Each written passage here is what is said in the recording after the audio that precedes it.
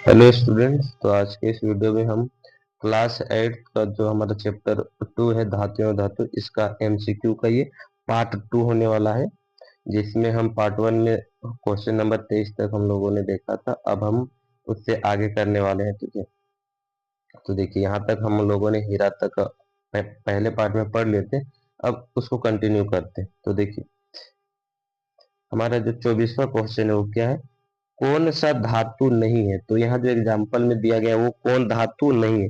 तो लोहा क्या है, ये धातु है। सोडियम एल्यूमिनियम भी धातु है, तांबा भी धातु है।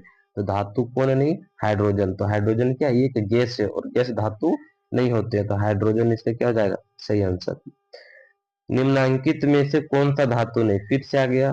तो तांबा भी है, एल्युमिनियम भी है, लोहा भी है, कौन नहीं है, सल्फर। सल्फर जो है ये धातु नहीं है बल्कि क्या है, अधातु है। तो इसका आंसर हो जाएगा ऑप्शन नंबर सी।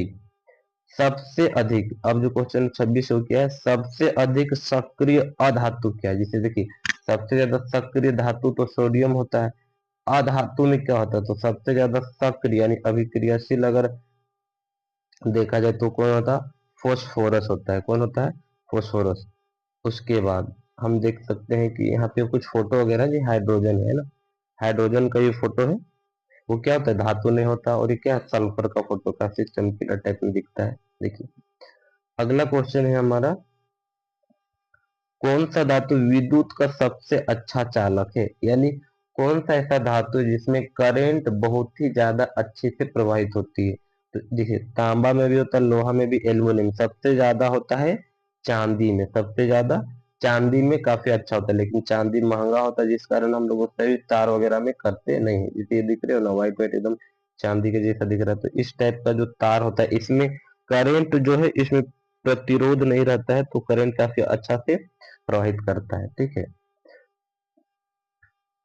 अगला क्वेश्चन है हमारा 28वां क्वेश्चन, आतिशबाजी में किस धातु का उपयोग किया जाता है। तो मतलब पटाखा वगैरह जलाने के लिए जो भी हम लोग बम वगैरह फोड़ते हैं, तो उसमें हम लोग किस धातु का उपयोग करते हैं, तो हो जाएगा मैग्नीशियम। क्या हो जाएगा, मैग्नीशियम धातु का उपयोग करते हैं।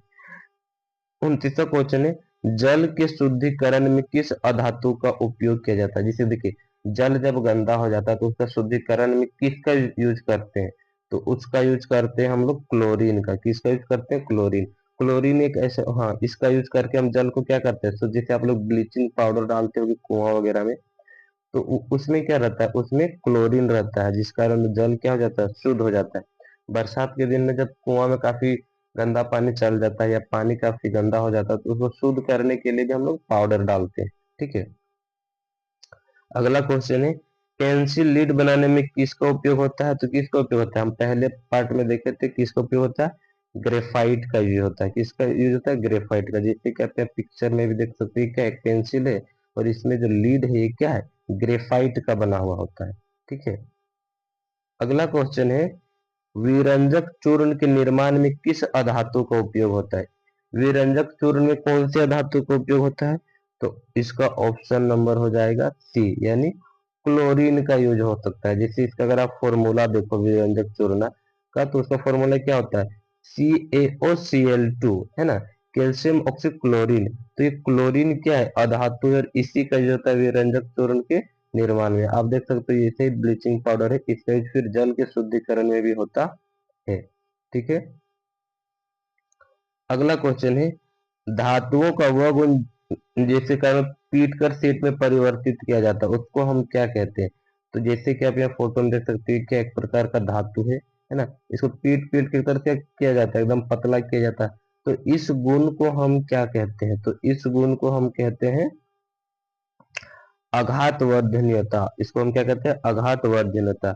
और ये तो चमकीला वाला है, ये कठोरता। तन्यता मतलब खींच के लंबा कर देना। ठीक है, तो पीटने पे जो पतला पतला शीट में बदल जाएगा उसको हम क्या कहते हैं, आघात वर्धनीयता। ठीक है, उसके बाद हमारा जो 33वां क्वेश्चन है वो क्या है, निम्न में से कौन सी धातु सर्वाधिक तन्य है। यानी कि सबसे ज्यादा किसको हम खींच सकते हैं लंबा।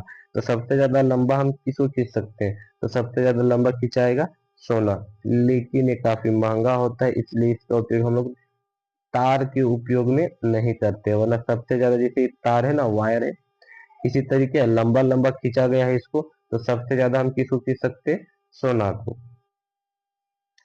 अब धातु में क्या होता है, धातु में होती है कि तन्य, यानी खींच सकते हैं, बिल्कुल खींच सकते हैं। आघातवादी चपटा कर सकते हैं, बिल्कुल कर सकते हैं। ध्वनिक आवाज होता है हमारे लिए, बिल्कुल होता है, यानी इसका सही आंसर हो जाएगा इनमें से सही। धातुओं के किस गुण के कारण उन्हें तार के रूप में खींचा जाता है, तो इसका आंसर हो जाएगा हमारा तन्यता, यानी तन्यता गुण के कारण उसको हम लोग खींचते हैं। निम्न में से किसको पीटकर पतली चादरों में परिवर्तित किया जा सकता है, तो किसको हम लोग करते हैं, जिंक यानी जस्ता को हम लोग पीट पीट के बड़े बड़े चादरों के उपयोग में करते हैं। ठीक है,